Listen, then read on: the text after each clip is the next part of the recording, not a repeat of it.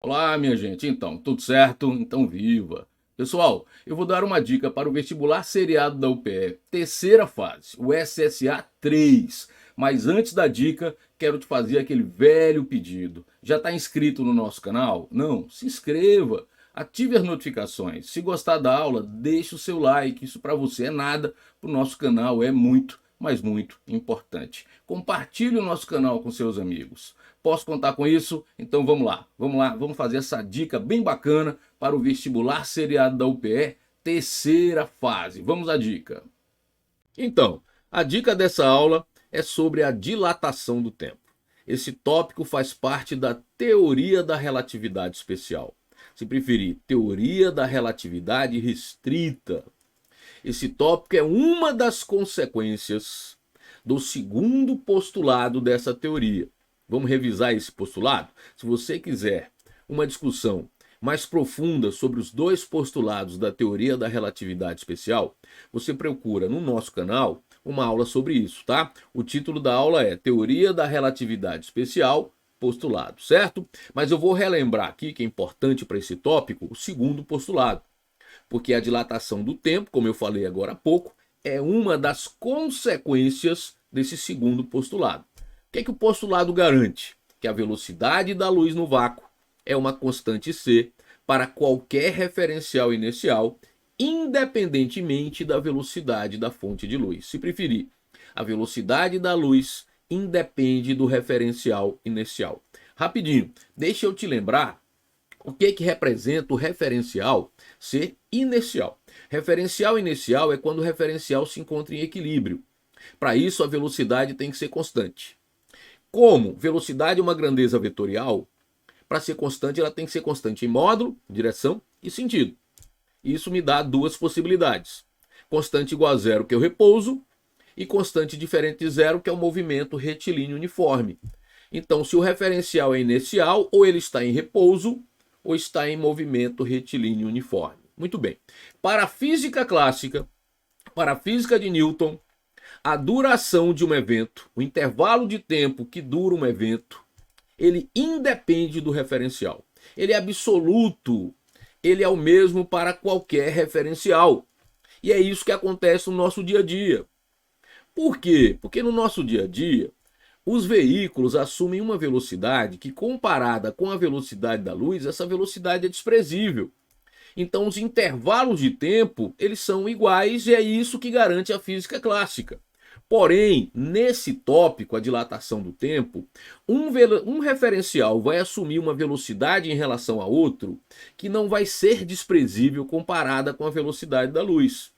E aí, meu velho, o que vai acontecer? Você vai encontrar para o mesmo evento intervalos de tempo não só diferentes, mas que eles se relacionam por uma constante que eu vou te apresentar com muito cuidado. Então veja, para a física clássica, os intervalos de tempo medidos por dois referenciais diferentes para o mesmo evento são iguais. Para a teoria da relatividade especial, esses intervalos de tempo serão diferentes e, além disso, eles vão se relacionar por uma constante. E eu vou te explicar isso com muito cuidado. Foco na lousa, vai dar certo, pode confiar. Vamos lá, atenção, concentrado, tá? Olha lá. O que eu tenho aí? Eu tenho dois observadores, observador 1 e observador 2. Esse observador 1, ele está em repouso em relação ao solo, ele é um referencial inicial, lembra disso? Que o referencial em equilíbrio, um dos casos é o equilíbrio estático, que é o repouso. Tenho aqui um referencial inicial 1, observador 1. E aqui, um observador 2 que está em repouso em relação a esse veículo, porém esse veículo simbólico aqui, ele assumirá em relação ao solo uma velocidade v, mas não só isso.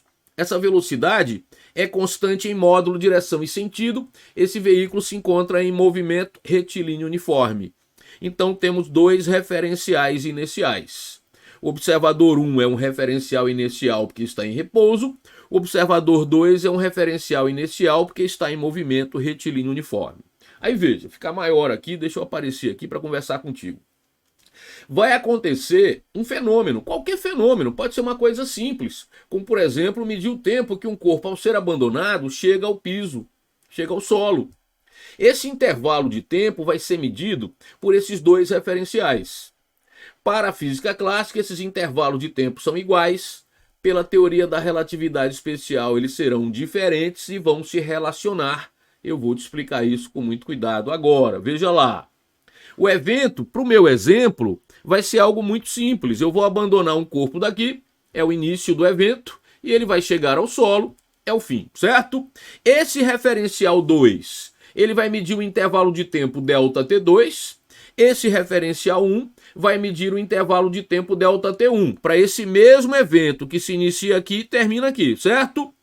Para a física clássica, atenção, esses intervalos de tempo são iguais.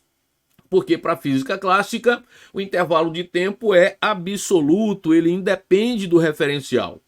Mas na teoria da relatividade especial, pessoal, aqui de novo, quem é constante é a velocidade da luz, ela é a mesma para esses dois referenciais. A consequência disso é que esses intervalos de tempo são diferentes e eles se relacionam por uma constante que vai se chamar constante relativística. Não se assuste com o nome, vai dar tudo certo. O intervalo de tempo 1, além de ser diferente do intervalo de tempo 2, eles se relacionam por essa constante representada aqui como a letra grega gama, que vai se chamar constante relativística. Repetindo, não se assusta com o nome não, tá? Essa constante vai ser calculada como 1 sobre a raiz quadrada de 1 menos a fração velocidade desse referencial em relação a esse, representada aqui como V. Veja que a velocidade do referencial 2 em relação ao referencial 1 é V. Essa velocidade sobre a velocidade da luz ao quadrado. No início, a primeira vez que você observa essa constante, você pode até achar que ela vai ser difícil, mas veja que é uma conta simples, porque nas questões, pessoal, ele vai te dar, o enunciado, vai te dar a relação entre V e C. E isso vai tornar previsível o valor dessa constante, encontrado com facilidade, certo?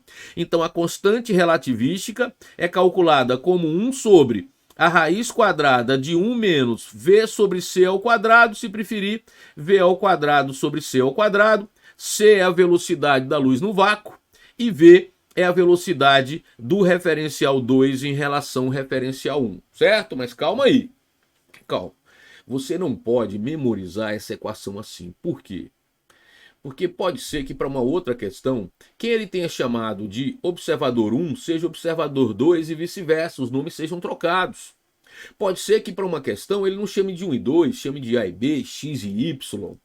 Então, o que é que eu quero que você pense? Eu quero que você tenha segurança em resolver questões sobre a dilatação do tempo. Para isso, você não pode se confundir sobre quem é ΔT1 e quem é ΔT2. O que é que eu vou fazer? Eu vou te ajudar e vai ser uma dica muito importante. Você vai inventar um nome, uma classificação para o referencial, para o intervalo de tempo que é medido pelo referencial em que o fenômeno que está acontecendo, ele acontece no mesmo local. O intervalo de tempo medido pelo referencial em que o evento acontece no mesmo local, ele vai se chamar intervalo de tempo próprio. Foco na lousa de novo. Veja que a queda desse corpo acontece para esse observador 2, que para uma outra questão pode ter outro nome. Ele pode ser chamado de observador 1, pode ser chamado de observador A, B, X e Y, mas para ele, o intervalo de tempo é medido, veja só, e o evento acontece no mesmo local. O intervalo de tempo medido pelo referencial em que o fenômeno acontece no mesmo local, você vai chamar de intervalo de tempo próprio. Então veja que no meu caso, o referencial em que o fenômeno acontece no mesmo local é o referencial 2. Então o intervalo de tempo próprio, deixa eu caprichar mais aqui para você. O intervalo de tempo próprio é medido pelo referencial 2. Veja a diferença que para o referencial 1, o fenômeno começa aqui e vai terminar em outro lugar. O referencial, veja, 1 vê o abandono do corpo aqui e a chegada desse corpo numa outra posição, porque esse referencial se movimenta em relação a ele. Fica claro então que o intervalo de tempo próprio é medido por esse referencial. E esse intervalo de tempo próprio é ele que é multiplicado por gama. Veja que como gama vai ser maior do que 1 para velocidades em que para situações, em que essa velocidade não seja desprezível em relação à velocidade da luz, e vai ser 1 para as velocidades do nosso dia a dia. Quando o gama é igual a 1, esses intervalos de tempo são iguais e você tem o que acontece no dia a dia, que é o intervalo de tempo não depender do referencial. Veja que se essa velocidade V comparada com a velocidade da luz for desprezível, veja a continha aqui, pessoal. V dividido por um número muito maior dá 0. 1 menos 0 dá 1, raiz de 1 dá 1 e 1 sobre 1 dá 1, o gama é igual a 1. Se o gama é igual a 1, esses intervalos de tempo são iguais. Agora, se essa velocidade é não desprezível comparada com a velocidade da luz, esse gama vai ser maior do que 1. E o intervalo de tempo 1 vai ser numericamente maior do que 2. Então, o que é que vai te ajudar? O que te ajuda a não se confundir nas questões sobre a dilatação do tempo é você, ao interpretar a situação problema, identificar quem é o intervalo de tempo próprio. Ele é o intervalo de tempo que vai ser multiplicado por gama. Ele é o intervalo de tempo de menor valor numérico, mas tem um detalhe. É esse intervalo de tempo que nós consideramos que sofreu a dilatação.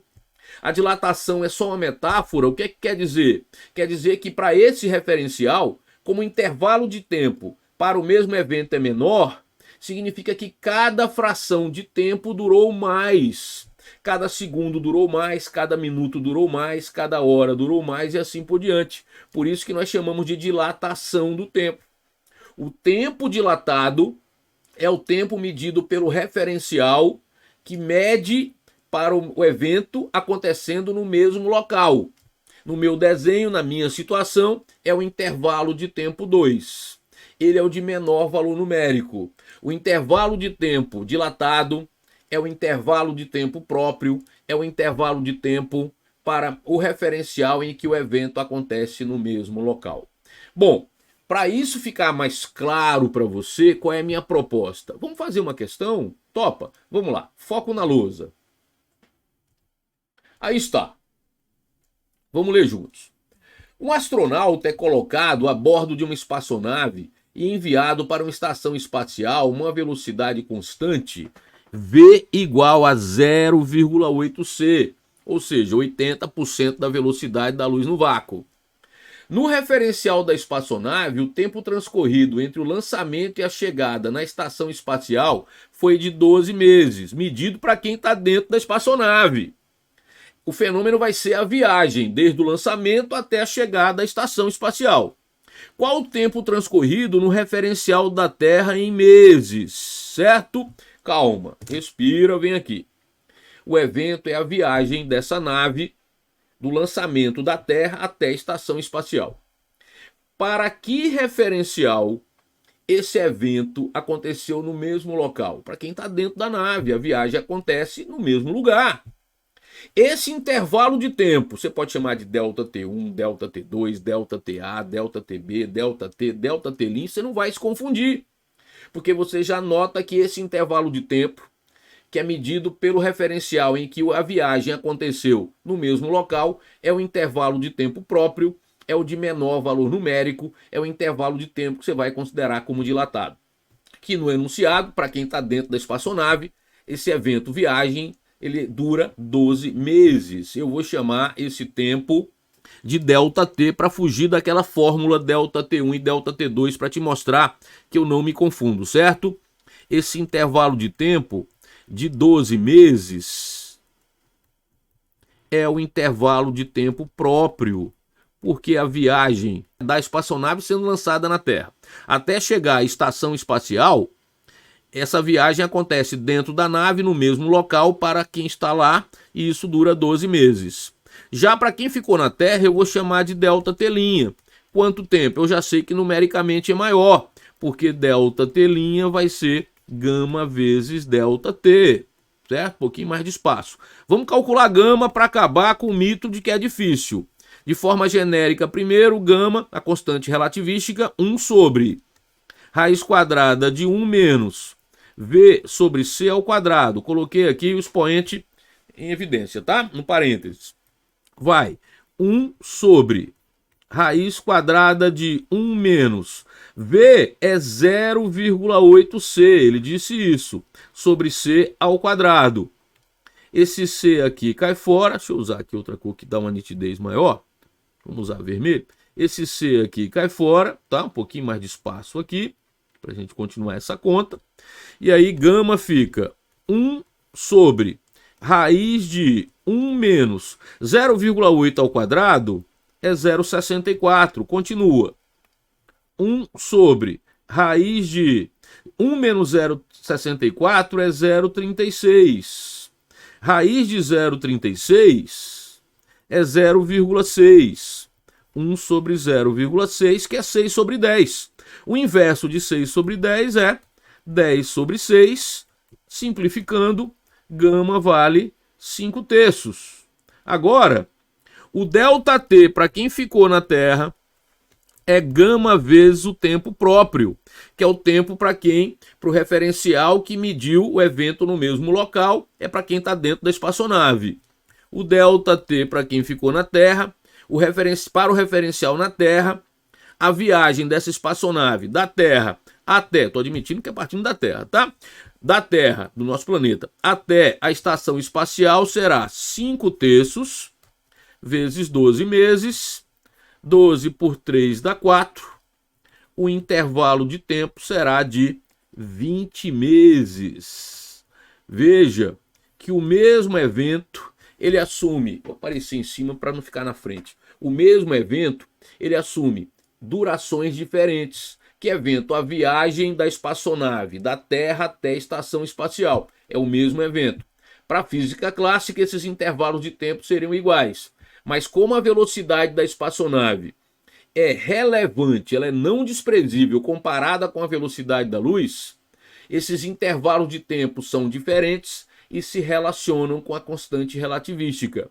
Para não errar, o intervalo de tempo próprio é o intervalo de tempo medido pelo referencial em que o evento acontece no mesmo local. Ele é o valor, esse intervalo de tempo é o valor menor, é de menor duração numericamente, mas cuidado porque ele é que é chamado de tempo dilatado.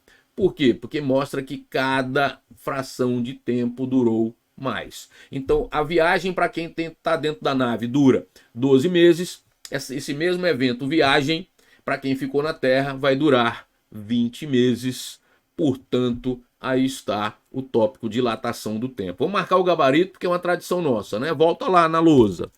20 meses, gabarito 20 meses. Aqui está, letra D. Então, gostou da dica? Então deixa o seu like. Eu vou ficando por aqui, deixando como sempre aquele forte abraço, desejo de um excelente estudo. Até a nossa próxima aula.